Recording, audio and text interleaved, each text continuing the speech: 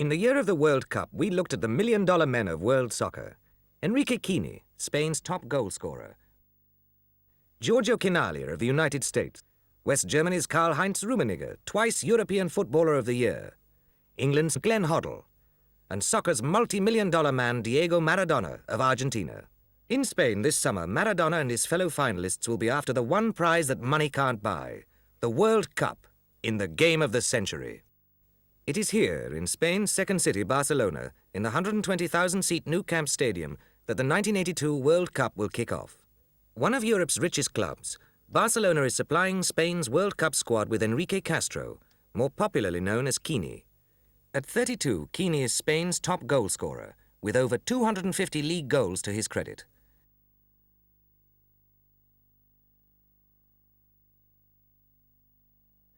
But it isn't only his soccer abilities that have made Kini a household name in Spain. On the night of March the 1st, 1981, he was kidnapped near his home in this smart suburb of Barcelona while on his way to collect his wife at the airport. Nothing was heard of the Barcelona star for 15 days, and then the kidnappers demanded a cool $4 million ransom for Kini. After some hard bargaining by members of his family and the Barcelona club, the ransom was reduced to $1 million. 5 days later, the gang leader showed up to collect the money and was arrested. Kini was found unharmed in a cellar in Zaragoza after 24 days in captivity. It had been a traumatic experience for Kini's wife, Marinera, and she still gets very nervous whenever he leaves the house. Before joining Barcelona, Kini was 12 years with the Gijón Soccer Club, and his incredible scoring abilities helped to promote the club to the first division. In this second season for Barcelona, Kini believes he has reached his peak, and showed it in this match against Las Palmas. With Kini leading the attack and having the natural advantage of playing at home, Spain's World Cup team could prove to be potent challengers for top honours in this year's World Cup.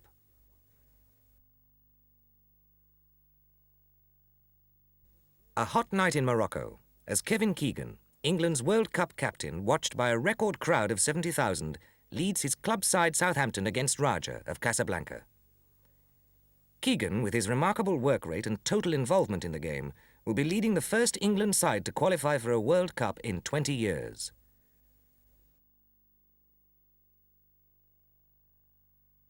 "20 years ago in London, a young child aged 4 was already practicing his soccer skills. They were to reach maturity here in North London at Tottenham Hotspur. Now 24, many believe Glenn Hoddle has the skill and talent to follow Keegan's lead as England's next international superstar. Hoddle is the arch-schemer of the midfield with a rare ability to visualize a game. So how does Hoddle visualize his own future at international level?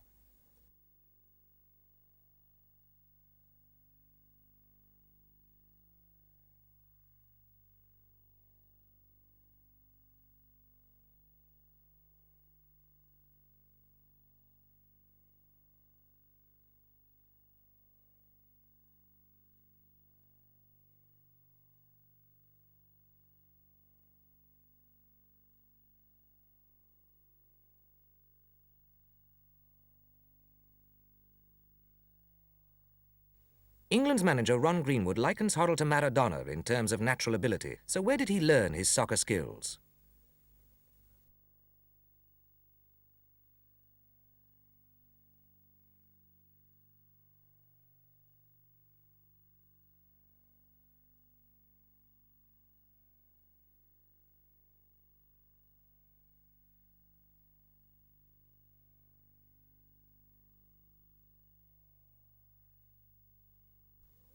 In the heat of battle, Hoddle is a joy to watch, always able to keep the ball however fiercely he's challenged, always turning away from trouble and finding space. Hoddle can set up a goal from 40 yards away with an accurate pass which more often than not leads to a devastating finish. In this match against Southampton, Hoddle's wizardry in midfield was a decisive factor in Spurs' 3-2 win.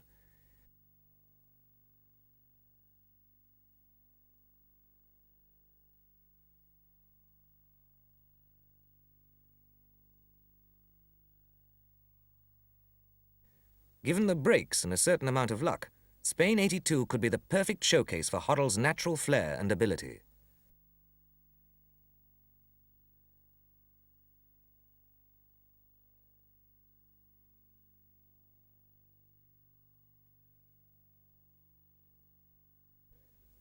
One thing is certain, Glenn Hoddle deserves international recognition.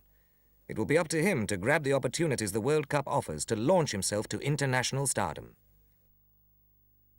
As this match in Casablanca showed, England's captain Kevin Keegan no longer has to concern himself about his international reputation. The crowds flock to see him wherever and whenever he plays. As Spain '82 will be Keegan's first and almost certainly his last World Cup, it could be the spectacular climax to a distinguished career, offering, as it does, the chance to lead England back to the centre stage of World Cup competition and savour the glory that England hasn't had since 1966.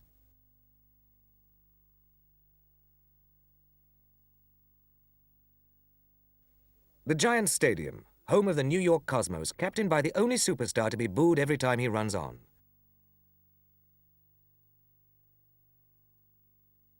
So why does Giorgio Chinaglia get booed?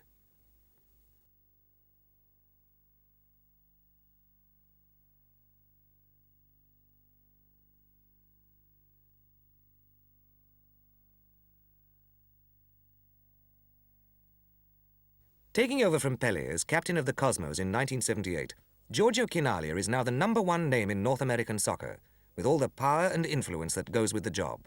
So when this incident happened in the heated semi-final for the Soccer Bowl between the Cosmos and Fort Lauderdale, it was only the calming influence of Big Giorgio that kept his teammate from getting into further trouble. Being America's best-known soccer player can be a strain, as Chinaglia points out.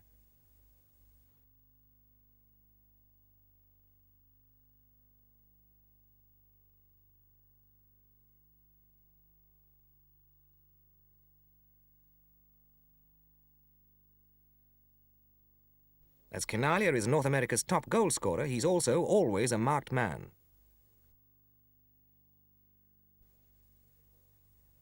Against the Tampa Bay Rowdies, true to form, Chinaglia and the Cosmos produced a stunning victory.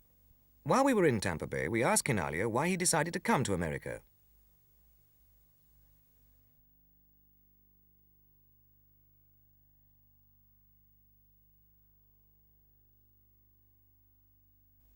Manager Pepe Pinton knows Giorgio and Connie well.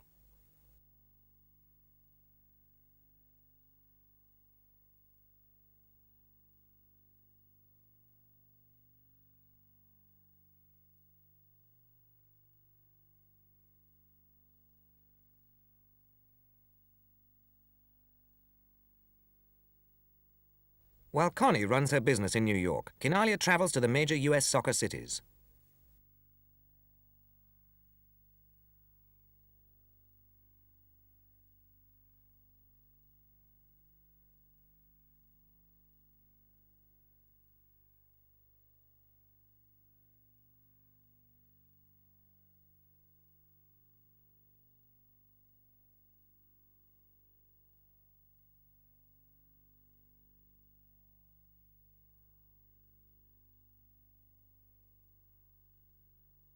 How would Pepe Pinton sum up Giorgio Chinaglia's soccer style?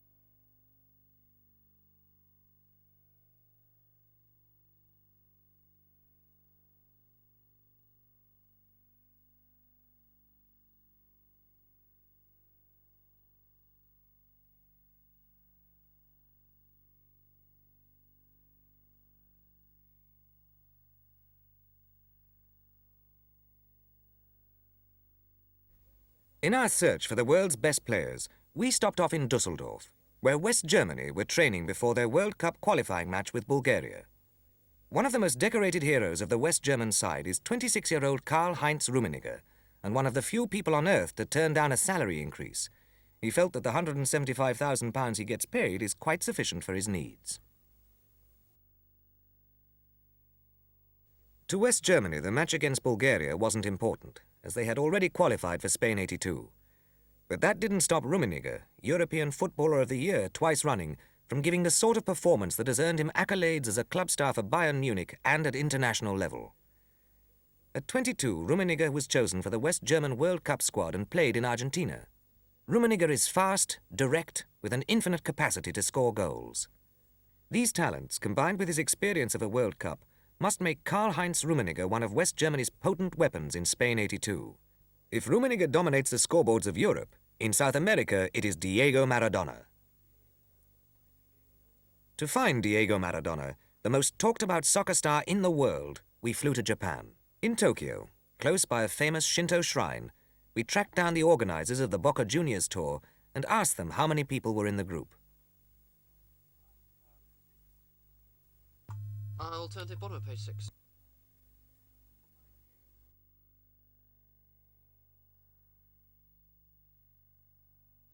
Even millionaire soccer stars still need their mums to button them up. The tranquil calm of the famous Golden Pavilion in Kyoto was soon to be shattered by the Maradona circus.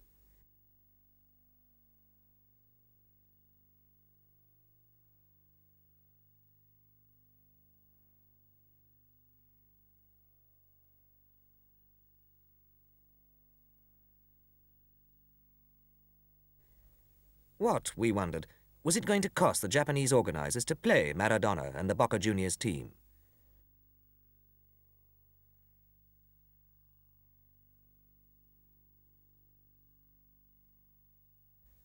Was Maradona worth it?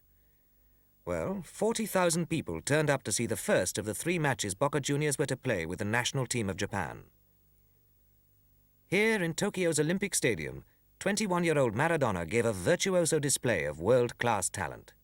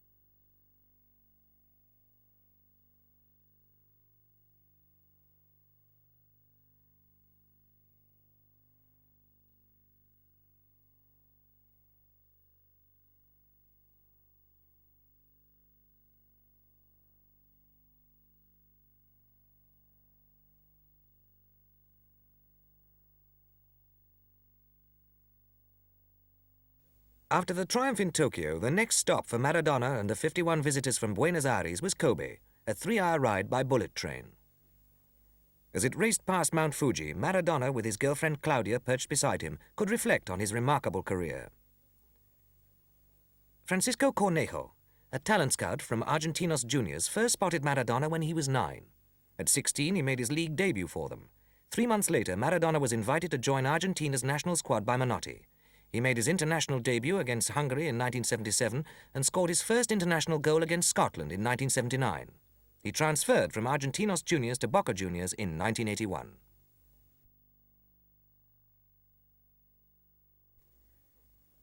Maradona, one of 8 children, learnt his soccer skills in the back streets of Buenos Aires, breathtaking skills that were to enthrall the 30,000 capacity crowd at this small stadium on a cold night in Kobe. As soccer is only just developing in Japan, The crowd may not have understood the finer points of the game, but soccer buffs or not, they could appreciate a brilliant talent when they saw it.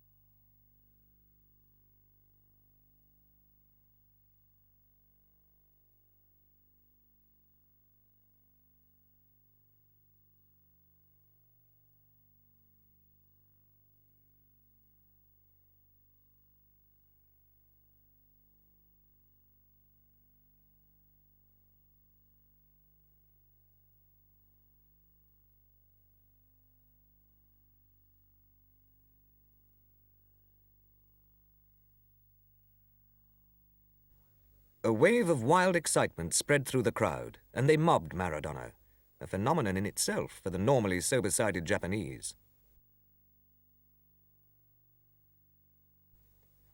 In glittering downtown Tokyo, the night after the match in Kobe, Diego Maradona was discovered by the media. No stranger to making the headlines in other parts of the world, he'd now made it in Japan. He made it on television, too. A room at his hotel was hastily turned into a television studio, and Maradona, who was yet to develop his TV persona, looked slightly bewildered as he reached 30 million homes. The next day, he looked a lot more comfortable doing what comes naturally. Diego Armando Maradona is now the hottest soccer property on earth, with the great clubs of Europe like Barcelona, Juventus and Arsenal offering millions in transfer fees if only he'd join them. But Maradona is biding his time until the World Cup is over.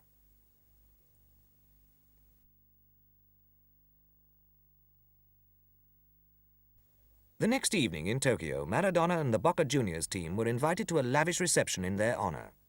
Argentina's top striker was invited to smash the lid on a cask of sake.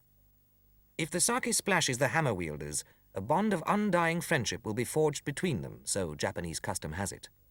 The next day, soccer fervor gripped Tokyo as Maradona and the 51 visitors from Buenos Aires made their way to the Olympic Stadium for the final match. Mother, brothers, and girlfriend Claudia were all there to see Boca Juniors play their final match against the national team of Japan.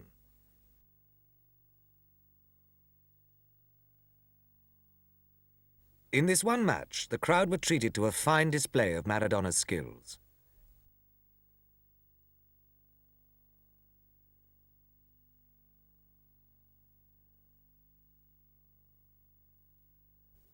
His superb individual technique in control of the ball.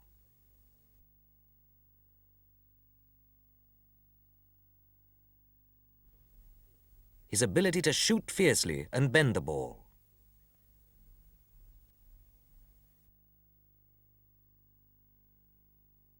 His astonishing acceleration and strength that takes him past challenges.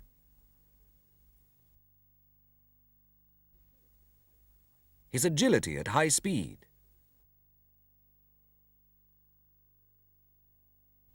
His uncanny awareness of his opponent's position so that he can find a way through.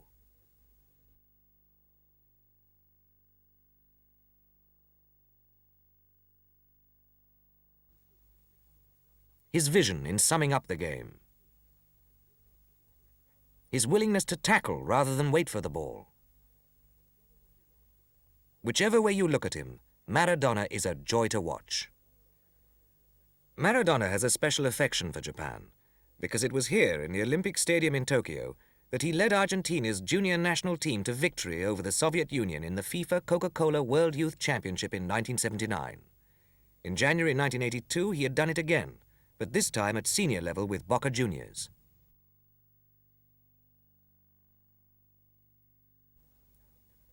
Now Maradona faces the biggest challenge of his career at the World Cup in Spain. Cesar Luis Menotti, Argentina's national team manager, confidently predicts that Spain '82 will be remembered as the World Cup of Maradona. Whether Menotti's prediction is correct or not, one thing is certain. Diego Maradona's lavish talents cannot fail to add to the excitement of World Cup '82 and to soccer, the game of the century.